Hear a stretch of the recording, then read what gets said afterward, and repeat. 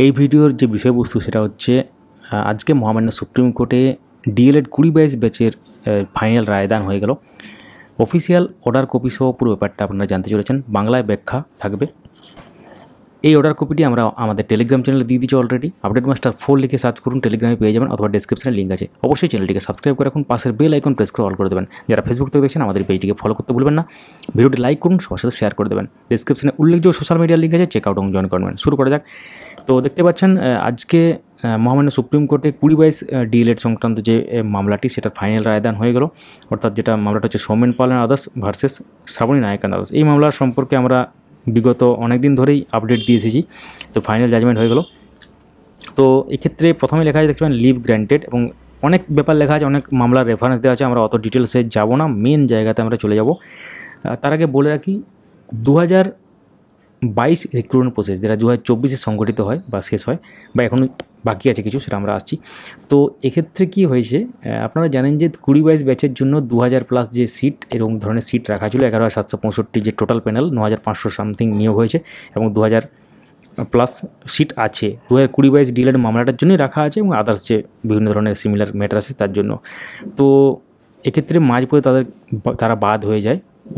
Actually প্রথমে তাদেরকে allow করা হয়েছিল, তারপর মামলা হয়, মামলা ক্রমাগত গোড়াতে থাকে সিঙ্গেল বেঞ্চ থেকে ডিভিশন বেঞ্চ, এবং তারপর অনারেবল সুপ্রিম কোর্ট।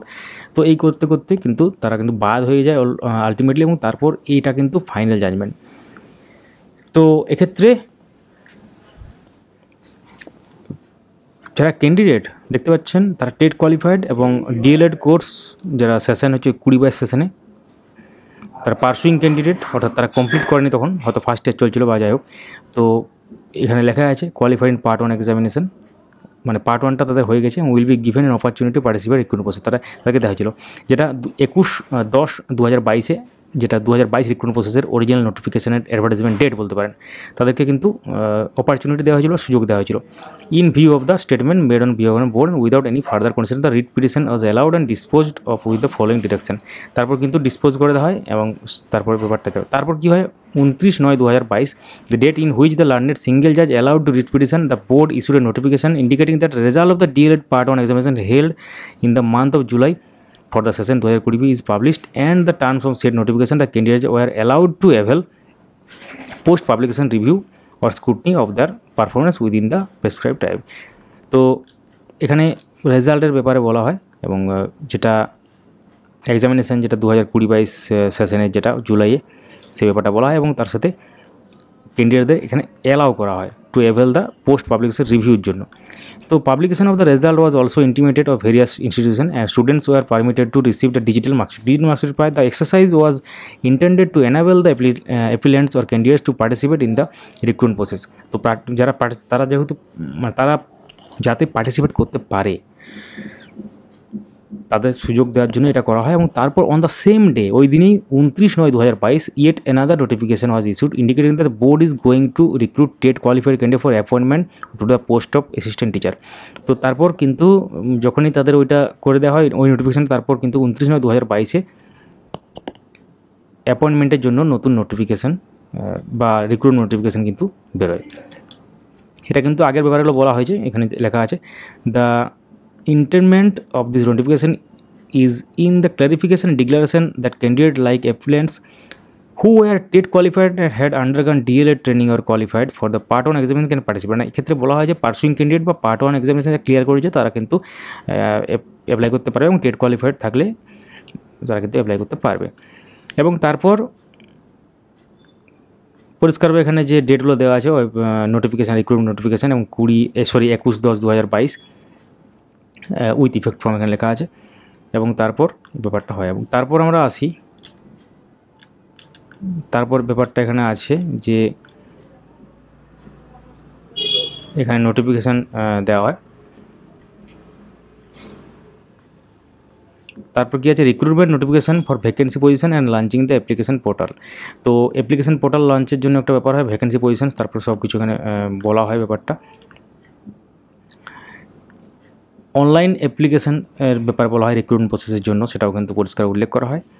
তো এখানে it invite online application for recruitment to the post of assistant teacher.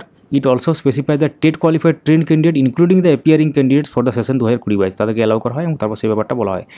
তো the appellants applied as per the recruitment notification, এই রিক্রুটমেন্ট নোটিফিকেশন যেটা ডেট 21/10/2022 সেই অনুসারে কিন্তু তারা অ্যাপ্লাই করে। Obtained their course completion certificate on 29/11/2022 তারা কোর্স কমপ্লিটের সার্টিফিকেট পায়। And the final result of the part 2 examination of declared on 30/12/2022 final result publish হয়। Interviews commenced in December 2022 and the process was moving towards application. যেভাবে application হচ্ছিল সেই অনুসারে কিন্তু প্রসেসটা মুভ করছিল, অর্থাৎ তাদেরকে সুযোগ দেওয়া হলো, তাদের রেজাল্ট বেরোলো, ইন্টারভিউ পার্টিসিপেশন এই সমস্ত কিন্তু একদম ঠিক মতোই হচ্ছিল। At this stage question in the legality of the order passed by the single জাজ, the private respondent who possessed DLED qualification as on the date of recruitment notification dated 29/9/2022 filed writ application before the division bench of the High Court contending that the applicants are ineligible, মানে তারপর যে মামলাটা হয় যে তারা ineligible, তাদের complete হয়নি, তাদের ক্যান্ডিডেটের মাস্ট বি রিজেক্টেড, তার মানে মাঝপথে তাদেরকে বাদ দেওয়া একটা ব্যাপার।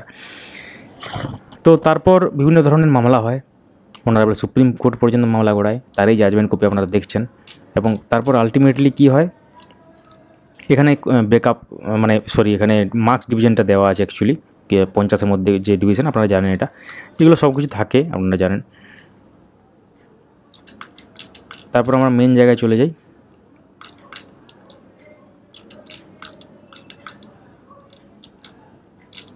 বিভিন্ন ধরনের কেসের রেফারেন্স এখানে দেওয়া আছে, বিভিন্ন স্টেটের যে কেস, অত ডিটেলস আমরা যাচ্ছি না।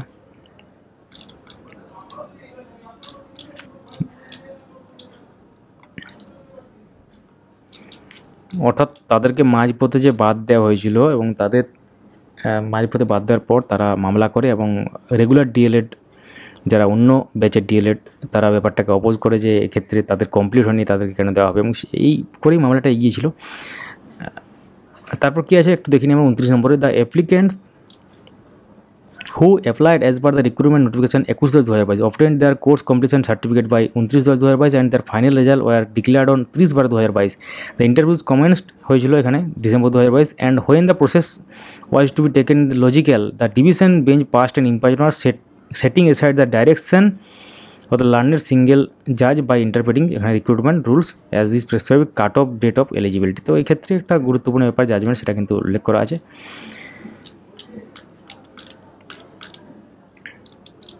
তারপর কি আছে, our consideration was confined to examine the legality and the validity of the judgment of the order passed of the division bench of the High Court.